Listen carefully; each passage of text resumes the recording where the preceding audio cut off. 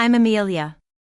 The sunlight is gently filtering through the white curtains of our new townhouse, casting a warm glow over the small kitchen table where I'm sitting. In my slightly shaking hands, I hold a thin white envelope. Lucas has just arrived, bending down to press a soft kiss on my cheek. "You okay?" he asks, concern lacing his voice. I nod, my breath catching in my throat. Yes, I wanted everyone here.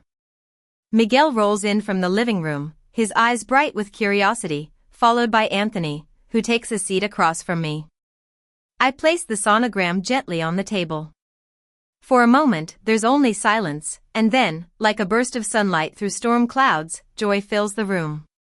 Lucas pulls me into his arms, Miguel wipes away tears, and Anthony exhales with a soft laugh that sounds almost like a prayer. This is a moment of pure happiness, a culmination of a long and arduous journey. It all started on a morning when the first light of dawn barely reached the lower levels of Cedarview General Hospital. I stepped into the surgical wing, already feeling the weight of the day pressing down on my shoulders. The hallway smelled faintly of antiseptic and burnt coffee, a smell that always reminded me of long, sleepless nights. I foolishly hoped for a moment of peace before the chaos began, but instead, I heard the sharp click of heels behind me. It was Vera Thompson, the charge nurse, walking towards me with a clipboard pressed to her chest and a disapproving frown on her face. "So," she said, without even a greeting. "You're leaving early again." It wasn't a question, it was an accusation thinly veiled in professional politeness. I took a deep breath, trying to keep my voice steady. "I told you yesterday I have a court appointment." Vera scoffed. "You always have something, don't you? A father to take care of, and now a divorce hearing."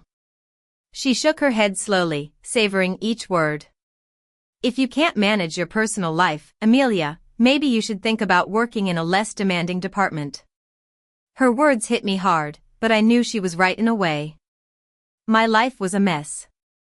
I was in the middle of a divorce, and my husband, Mark, was trying to take the apartment that my father, Henry, had worked so hard to buy for me.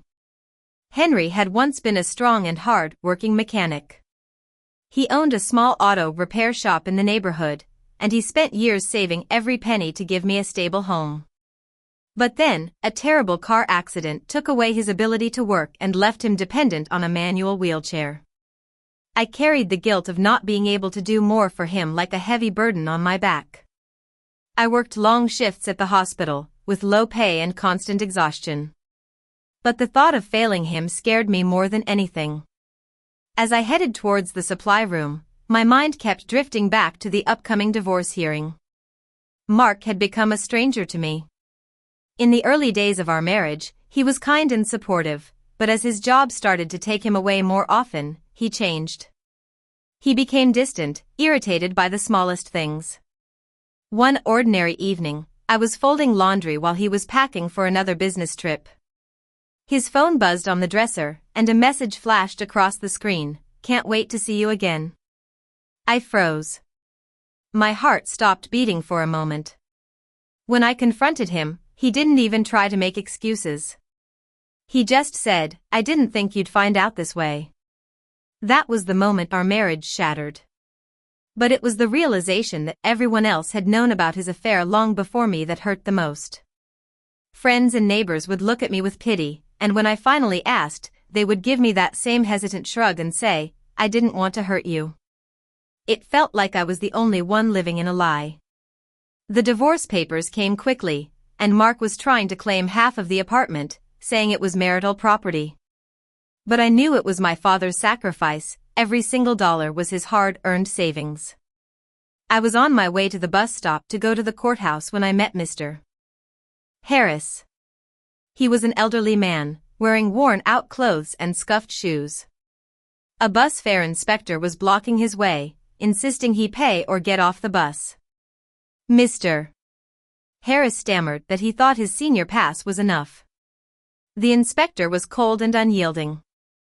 Everyone else on the bus was looking away, but I just couldn't. I remembered the values my father had taught me, that kindness was not optional. So I stepped forward and said, "I'll cover his fare." Mr. Harris looked at me with gratitude and concern. "You look troubled, dear. Are you all right?" His kind tone disarmed me, and I found myself saying, "I'm going to divorce court, and I'm scared I'm going to lose my home."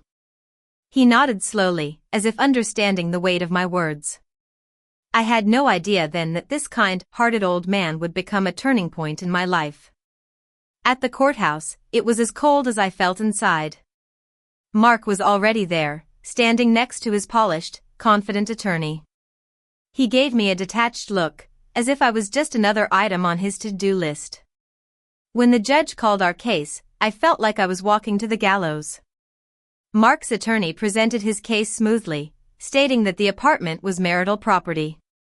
When it was my turn to speak, I could barely find the words.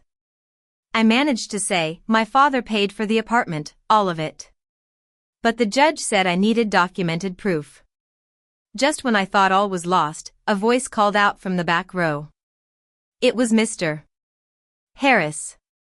He stepped forward with surprising steadiness and began to speak with a clarity that cut through the courtroom. He pointed out that Mark's attorney had failed to provide documentation of his financial contribution to the apartment.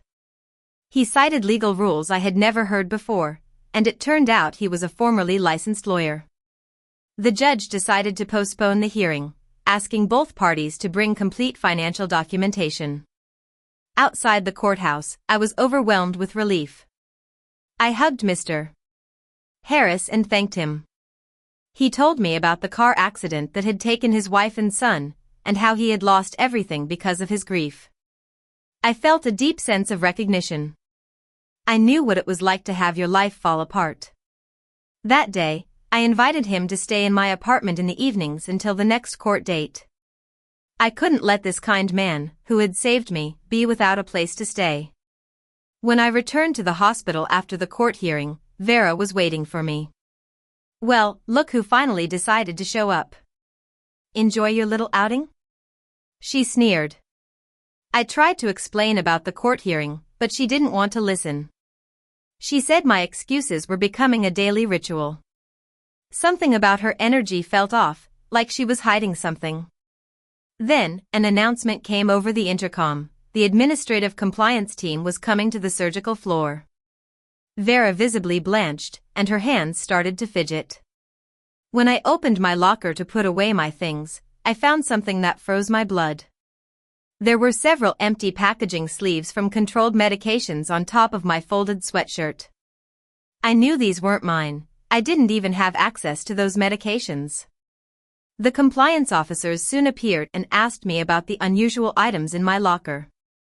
Vera appeared in the hallway, looking disappointed.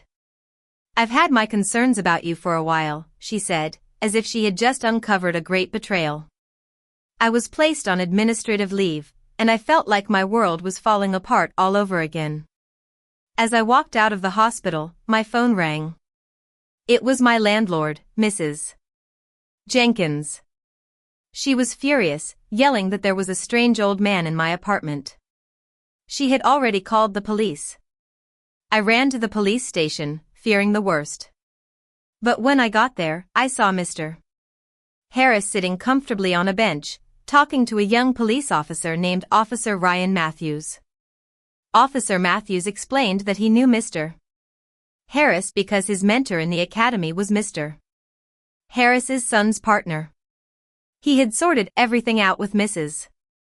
Jenkins, and she agreed not to pursue the matter further. I was so relieved, and for the first time, I thought that maybe there was some kind of divine intervention in this mess. I couldn't hold back anymore, and I told Officer Matthews everything about what had happened at the hospital. He listened intently, and when I finished, he said it was a setup. He decided to open an investigation, disguising himself as a charity care patient at the hospital. He placed hidden cameras in the medication inventory areas and monitored the supply rooms. It didn't take long for the truth to come out. On the second night, he caught Vera on camera stealing medications from the storage room and planting the empty packaging in my locker. The hospital administration arrested Vera, and I was cleared of all charges. I was reinstated at the hospital, and my colleagues who had once avoided me now apologized and welcomed me back. The day of the final divorce hearing arrived. When I walked into the courthouse, I saw Mr. Harris, but he was not the same man I had met on the bus. He was dressed in a sharp, tailored suit, his hair trimmed, and his face clean-shaven. He had his attorney's license restored, and he greeted me with a calm confidence. "We're ready," he said. In the courtroom, Mark and his attorney looked less confident than before. Mr. Harris presented clear evidence that every dollar used to buy the apartment came from my father's savings. He refuted every argument Mark's attorney made, and the judge finally ruled in my favor. The apartment would remain solely in my name, and Mark was ordered to pay financial compensation for the emotional distress he had caused. As I stepped out of the courthouse into the sunlight, Lucas was waiting for me. He gave me a soft smile, and I felt a warmth in my chest. Mr. Harris joined us, and as I looked at the two of them, I knew that I had found a new family. Spring came to Pittsburgh, and I decided to enroll in evening nursing courses at the community college, thanks to Mr. Harris's encouragement. It was tough, balancing the courses with taking care of my father, but I was driven by the hope of building a better life. When I graduated and got a job at a private outpatient clinic, the difference was immediate. Better hours, better pay, and I finally felt valued. With my first paycheck, I bought my father the electric wheelchair he had always dreamed of. The look in his eyes when he saw it was priceless. He finally had the freedom to move around on his own.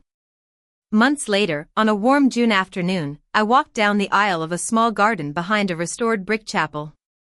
My father, sitting proudly in his new wheelchair, escorted me as far as the path allowed. At the end of the aisle stood Officer Ryan Matthews. Our wedding was simple but perfect. Mr. Harris sat in the front row, watching with quiet pride. And now, here we are, 6 months after the wedding, gathered around this kitchen table. This sonogram is not just a new beginning for me and Lucas, it's a symbol of the family we've built, a family based on loyalty, kindness, and survival. For the first time in a very long time, happiness feels real and lasting, and I know that no matter what challenges come our way, we'll face them together.